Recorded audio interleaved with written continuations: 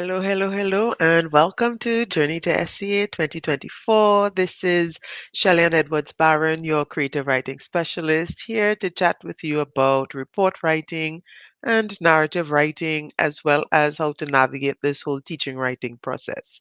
So, today we are on to episode 16, and we're talking about planning reports as well as describing setting, a few strategies for describing setting with narrative writing. So, welcome to those of you who are able to be here with me on the live. I really do appreciate you taking the time. And for those of you who are looking at the recording, thank you so much for checking in. Please feel free to send me a message. Let me know, what is working for you, what things you have tried, how everything is supporting you in terms of really getting you to get your students, as well as your child, if you're working with your child, to understand and get these concepts with creative writing. And for those of you who are new, because I know from time to time there are new members who are joining the groups and who are getting into these lives for the first time, let me tell you just a little bit about myself before we get into the presentations for today. So, like I said, my name is Shellyan and I'm a creative writing specialist. My main focus is on multisensory learning. Now, multisensory learning is, as the name suggests, use of multiple senses in the teaching of creative writing. So, my main area of focus is, of course, creative writing.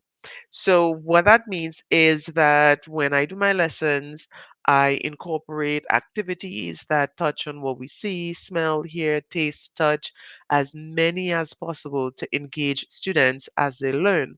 Because one of the things I've realized is that many students struggle with understanding the concepts of creative writing, primarily because these are abstract concepts that we discuss theoretically and then we put it on paper and then we talk about some more, then we read and then we write and then we read and write. And some students really need that tangible interaction to make sense of their creative writing, just to understand the concepts, just to understand what it is they have to do. So I incorporate multisensory learning, which works fabulously for students who are neurodivergent, and they're in mainstream classrooms. So students who are on the autism spectrum, students with ADHD, dyslexia, all the strategies that I use make writing practical and tangible to help these students. But guess what? Students who don't have any challenges, who have not been diagnosed with anything, also benefit from multisensory learning. Why? Because it makes learning about writing fun, and who doesn't want to learn through fun? I mean, most of us do. So that's why I focus so much on multisensory learning. And in my sessions during Tuesday mornings, what I try to do is to give you a few strategies that you can use and implement where that multisensory learning is concerned. However, if it is that you need a bit more than the few tips that I can give during these sessions, reach out to me and let me know. Perhaps your child can benefit from one of my classes. Or if you're a teacher or a school, maybe I can do a professional development program for you that would help your staff understand how to implement multisensory learning specifically in the creative writing classroom. All right, so that's enough background. That's enough about me. And what we do here at Wood Coach Youth with Journey to SCA 2024. And now let's get into the reports and the narratives. As always, I do reports first because I think it's more direct and straightforward.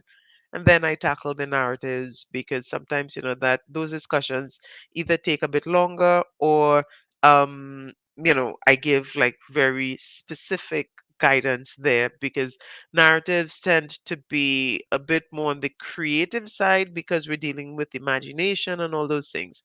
So that's why I do the narratives second. And for those of you who are new, let me just one last thing. If you would like to get a study schedule, if you haven't already gotten your study schedule, check in SEA the Peacefield Approach. That's the Facebook group that I'm one of the admins.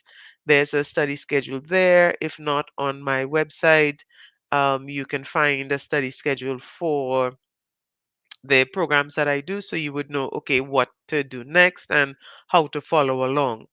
And of course, for the reports, if you want the foundation for report writing, you can get a copy of my report writing books, which include a journal, textbook, and practice activities so that you could really get that foundation for report writing.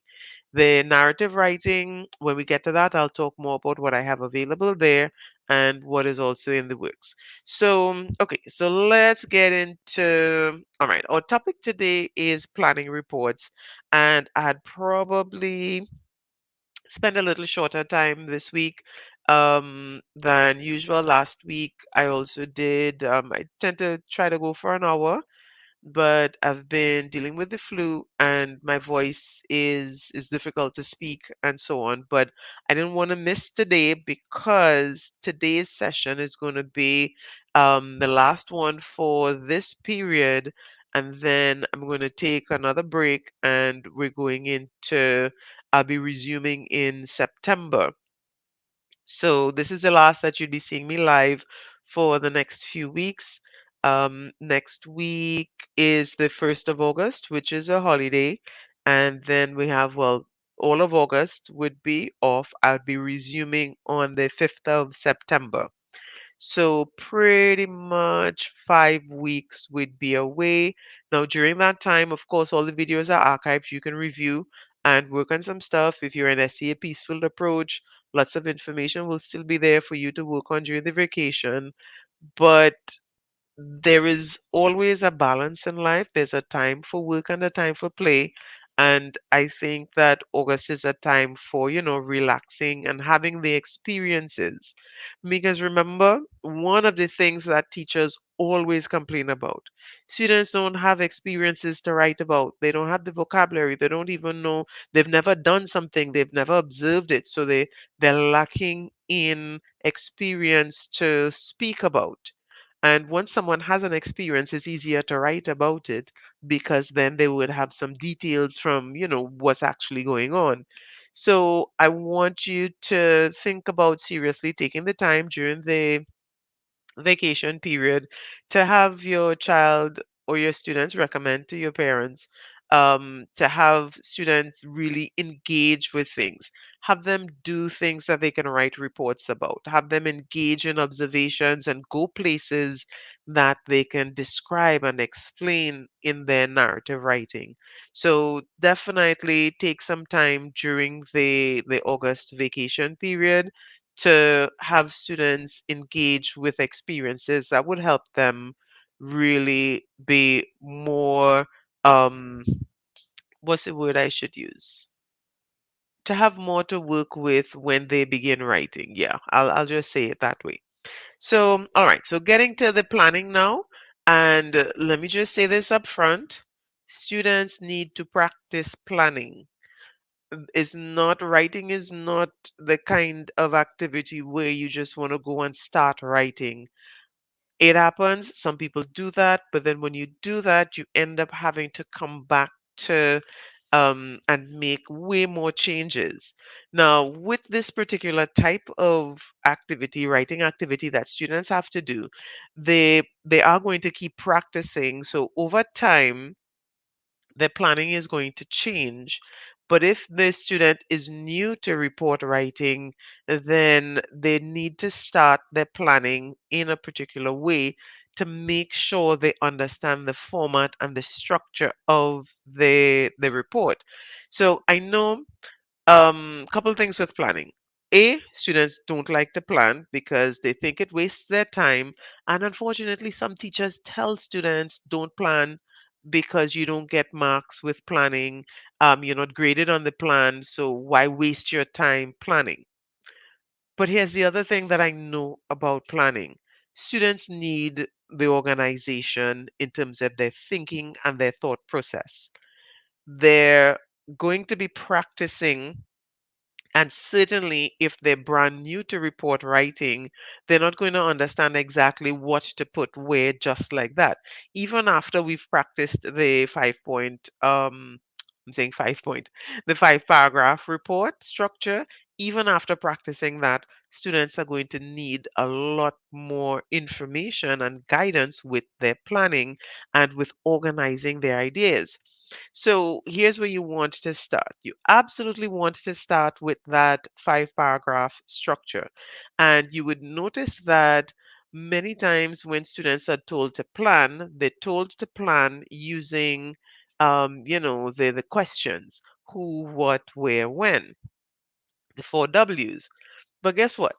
If they focus on who, what, where, when alone, how much of the report have they actually outlined?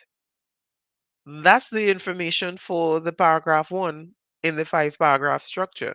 So that's only the introduction they've covered if they stop at who, what, where, when. They need to get into the habit of going into the other aspects of the five paragraphs. So at this point, we're not really writing reports yet, but we're getting students aware of what goes into each of those five paragraphs, especially when you come to a point where students are presented with prompts that they have never experienced, they've never even observed. This is the first time they're hearing about something like this. What do they put in each of the paragraphs? And so, with the five paragraph structure, they have a general idea. Paragraph one is your summary, answering who, what, where, when. Paragraph two is what happened before. Paragraph three is what happened during. Paragraph four is what happened immediately after. And paragraph five would be the outcomes and consequences. So they have this general idea, but okay, if it's a bullying situation, they've never experienced that, they've never observed it, what do you put in each of those paragraphs? If it's vandalism, some students don't even know what the word vandalism means, far less to tell you what goes into each paragraph of a report that's about vandalism. Um, if it's an activity, if it's a field trip, if, whatever the situation is, if it's like a natural disaster type report and it's flooding, some students have never experienced these things. And even students who have experienced it, they have a lot of information that they need to now organize and decide what they keep and what they don't write about. Because remember, every situation has a lot of details with it because we experience every interaction we go into with life, we experience it through multiple senses at a time. And so, what happens is that when students have all of this information, what do they include? What do they leave out? And if they've never written about this before, what are some of the activities that happen? So, at this point, during this week, before you get into writing full reports, what you want is to have students work with this five paragraph structure and kind of like brainstorm the kinds of details that would be appropriate in each section. You can even have students do an activity like last week, I had students do an experiment with the report writing class that I'm doing this vacation. And after we discussed different parts of it, we were looking at fact and opinion and formal tone and those things.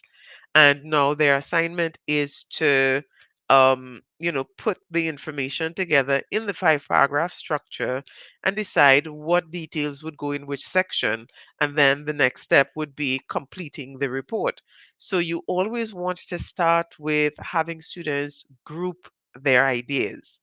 There are lots of different activities. If your students are having challenges with grouping ideas, there are activities that they can do to help them understand what works together in one paragraph and why it should be in this paragraph and not the other one, and so on. So there are things that you can do otherwise, but most definitely have them work with that five paragraph structure. And you want them to list like about six or seven activities or actions that would go into each section. And that's what you want to review. And this is what I do with my students. And then we have that extended discussion. I guide them and I give them the practice and, really support them in understanding what is relevant, what is irrelevant, and how to put things together according to that 5 paragraph structure. So start with that, and you want to have your students, there's no timing yet, because remember, at this point we want students to be able to generate the ideas, come up with what they need to come up with, and make sure they have enough details. One of the things that gets marks in a report is having sufficient details so that readers understand fully what took place during this situation. So you need to have enough information. And how do you get that information? Sometimes you can make it up. Sometimes, based if you had experiences, you know what to put in. But certainly, students need to be exposed to as many prompts as possible so that they can put these things together and have the ideas to work with. Now, of course, we're going to work on the transitions and all those other things afterward when they're putting it into a paragraph format. But for now, we're just practicing what goes where, the kind of details that would go into each section. And you're starting with that full on 5 paragraph structure, and you're ensuring that students list, I would say, a minimum of 7 things. So we really want to go through maybe one or two or three with the student or students, and you brainstorm together. What would happen in this situation? Would anybody say anything? What would they do? How would they react? And sort of, have them go through it. You can play games. You can have them do the, actually act it out. You can have them draw comics to create that understanding, and then we go back to having them, list the items.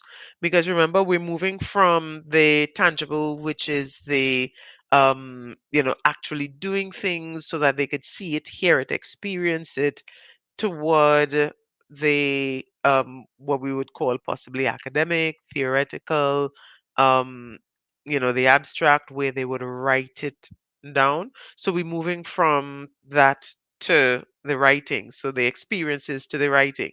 So you want students to have some experiences. So you could look at maybe um, short clips on YouTube, activities, actions. You could look at news reports. You could look at lots of different sources of information. But what you're aiming for is to have students group the ideas, make sure they understand that chronological order that the 5 paragraph format uses and that report writing requires. And then you're moving on to having them making that, jottings and the listings. And as well, you want to move them from complete sentences to notes. So this is also an opportunity to introduce some note-taking skills and have them be able to, jot down points instead of write out complete sentences.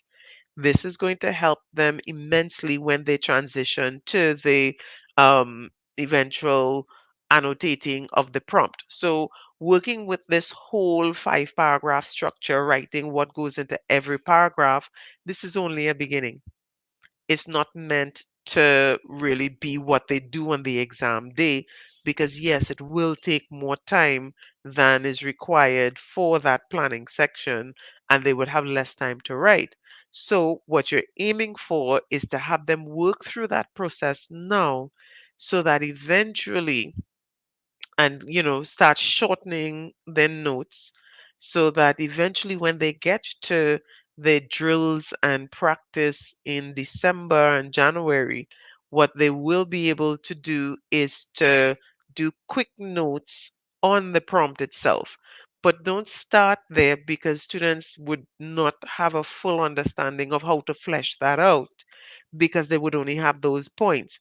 They have to go through that 5 paragraph structure, or whichever structure you decide, whether 3 or 4, depending on the abilities of your students. They have to go through that process and know what goes into each paragraph, so that by the time they get to annotating the prompt, they already have that 5 paragraph structure in their mind, and they're able to flesh it out and write it out afterward, because they would have been practiced in doing it. So start with the 5 paragraph structure, go through several different prompts, at least three from each type, and we have incident, accident, activity, competition, event, and natural disaster. You want to look at three prompts from each type, have the students brainstorm and go through, make the list, make sure they understand what goes in what paragraph and in what order, and then, move them from full sentences to phrases, phrases, individual words, and then after practice with that for some time, then you want them to go to annotating the prompt itself, and they wouldn't even need that whole five paragraph thing. They might just need, one or two little notes, and that would come eventually. So now, five paragraphs, full sentences, and moving toward just the jottings and the notes. So that's what I think would be most useful for you with the report writing and planning. The one thing you don't want to do is to skip planning. You absolutely want to encourage students to plan because it helps them walk through the process and get their ideas in order. And once they have their ideas in order, it's going to be way better for them to function. All right, so that's in a nutshell for what I wanted to cover with the report writing. With the narrative writing, we're moving on to setting, and here is where students really get to express themselves. So we have the plot, and the plot is a specific kind of structure. And on that plot, students have to add and expand on certain things. And two of the areas for descriptions would be character descriptions, which we've already discussed. And now we're looking at setting description. Setting description is focused on the development of imagery. And I always hands down say if your child understands nothing else about setting, remind them about the seven different types of imagery and have them use that in their descriptions. Now, the rubric for the narrative writing talks about sensory language. It doesn't specifically name imagery, but it speaks about sensory details. And most people, when they think about sensory details, think about what we see, hear, smell, taste, touch. But there's more to interactions and behavior than just those five. There are actually two main other ones that students need to keep in mind, which would be movement, and then we have emotions and sensations. So if you work with imagery, you get all seven of these right away so that students have this broader understanding of how they can describe their setting. And the main thing with imagery is that imagery is the result of characters interacting with their setting. And I'll tell you why I say that. Um, how do you notice the sky and the sunset and all those things? How do you smell and hear and taste and touch and all of that? It's because characters are interacting with the setting. And in a flash fiction, remember we're writing this micro short fiction, we're focusing on the one character. And one of the number one strategies for developing setting is taking it from the main character's perspective. And that is going to give readers that, I guess, courtside view, if you want to call it that, of the setting, and it would also ensure that whatever is included about the setting is relevant to the action that's happening. Because remember, your story has to have a certain amount of action and a certain amount of description, and we don't want to have like description on this side, action on that side. It has to be integrated. But how do you integrate it? Have your characters do things and experience things and use those opportunities to describe what characters are doing. And so you're using your five senses plus movement and emotions and so on. You are having characters interact with the setting to make it as believable and relevant as possible. And then, of course, we don't want to neglect the figurative language. So, similes, metaphors, personification, onomatopoeia, alliteration, hyperbole, those are the very least that you should know. Students should at least know those six. And my recommendation is if you could give an example or two of each of those in the writing, perfect. But you want to focus on at least three or four because this is part of the grading. In the narrative, if you go back to the rubric, examiners are going to be checking on the figurative language and the use of figurative language in addition to sensory language. So it's not as if you're choosing either or. You have to do both in the writing. And the best way to do both, again, have characters interact. And so we have responses from characters when they encounter something, when they notice things in their environment, they experience things in the environment, that helps them with the interaction. And there are several strategies to do this. These are the things that I teach my students. But certainly you would want to pay attention to having that character interact. So, have the character see and hear and smell. That's the main character. Have other characters notice things too. And that way you can really integrate it. Um, you see, the thing about setting is that setting has to do with time and place. We established that last week. So when readers encounter a story, they get to know about the character because there's somebody doing things and experiencing things in the story. And readers are going to be very curious about when is this story happening and where is this story happening. And that is why it's absolutely important to really describe setting in the story so that readers could really feel fulfilled and they understand. And, the character isn't just in this random place. Everything in the story has a reason and works together to help the character accomplish their goal and whatnot. There's a lot of decision making with narrative writing. A parent asked me last week, I think it was Friday. She asked, what is the value of teaching creative writing at primary school, and why do students need to know about writing stories in particular? There are many people who really don't understand it, and so I'll repeat it just for the sake of those who are looking at the replay or who's looking at the video now. You really never really thought about it. I touched on this in one of the previous videos, but I'll say it again. Report writing helps students recognize chronological order. It helps them establish that formal kind of writing, which is going to serve them at secondary school, at university, and at their jobs. It helps them with critical thinking, looking at details and whatnot. Narrative writing does the same thing, and it adds the creative aspect to it in terms of expressing ideas. But the critical thinking aspect of it is that because students have to write such a short piece, they cannot just put in random details. They have to think carefully about what is relevant, what is required, what is needed for this purpose, and what things they can leave off. And that kind of critical thinking is going to be invaluable to all aspects of life. Getting students to understand what they are writing about, how they can make decisions, these quick decisions about what to include, what to leave off, what would be the best option for description, and those kinds of things.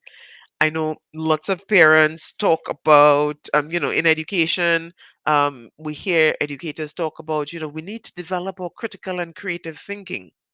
Writing is the way to do it because this is how students are able to process information, make decisions, and put it in writing.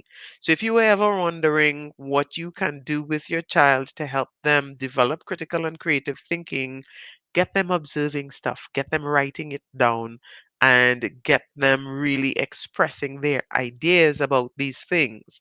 And that way you can have that discussion, you can go back and forth, and you'd be able to really develop the critical and creative thinking. There's no rocket science behind it, there's no magic pill. This is really how you develop critical and creative thinking in students. And I don't know if you're aware of it, but these are skills that, like I said, go through all of life and come in extremely handy otherwise. So when it comes to setting, coming back to the discussion on setting, we're thinking of the setting giving readers that context for this fictional world that the story is taking place in. And in order to really make that fictional world feel vibrant and interesting and alive, then we need to work with what human beings interact with the world through. And what do we interact with the world through? Our five senses plus movement and emotions and sensations and all those things. And how do we express all of that? Through imagery. And what enhances that? Figurative language. So we definitely want to incorporate the figurative language with the imagery. And the best way to get ideas of how to do that would be having the characters interact with the setting. So my throat is starting to, really get intense right now, so I'm going to have to close it off here with the describing of the setting and all of those things. But they, I hope you got the points that I really wanted you to get. One, setting is basically the world and the context. How do we know what to focus on? Have characters interact with the setting. What would they see, hear, smell, taste, touch? What would they observe? How would they move as they go about trying to accomplish their goals or, go through the experiences that they're having in the story? And while you're expressing their reactions and their interaction, use imagery and figurative language to really get it done. And the last thing, I guess, would be to, while you want to be as expressive as possible, um, with those things, keep it simple so that readers can actually understand what's going on, right? You don't want it to be so complicated that readers don't know or they're not able to make the connections and they get lost with the imagery or they get lost with the figurative language. Use expressions and ideas that readers would be familiar with, even if you incorporate them and connect them in new ways. Use expressions that readers would be thinking, oh, yeah, I know what that's like, or I could see how that connection is made. You really want them to make sense of the story, not just think, oh, this sounds lovely, but what does it mean? Yeah, we don't want to get that from our readers, right? So think about the actual experiences and how to describe these with the imagery and figurative language. Okay, so like I said, just a final note, this session is going to be the last live session until the 5th of September when I would be resuming with, let me just check the schedule. We'll do a recap um in September and okay, actually, I think the regrouping would be the week before. So that'll be the week before school resumes. I'm going to do a regroup, and then we're getting into timed practice planning reports because we're kind of picking back up right where we left off. And with narratives, we're coming back during that week, looking at introductions because as of today, you have all the foundation concepts, characters, plot, setting, conflict. And so now we can start looking at putting it together. So during the course of the 4 to 5 weeks that we'd be out, um, focus on building vocabulary and making observations or writing things down so that students would have that wealth of experience and knowledge coming back into writing stories and their writing reports. So I hope today's session was helpful. And like I said, it's not going to be live. if I encounter anything that I think I really want to share with you, I'm going to record it and share it on the platform so you can check in.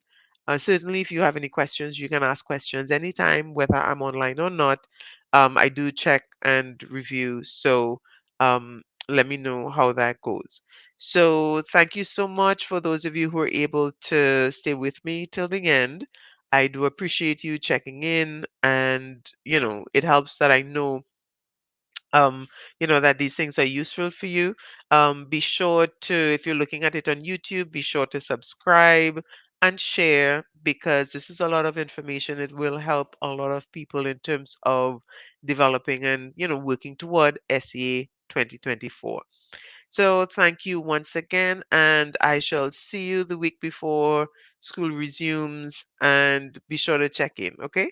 Take care. Have a wonderful rest of today.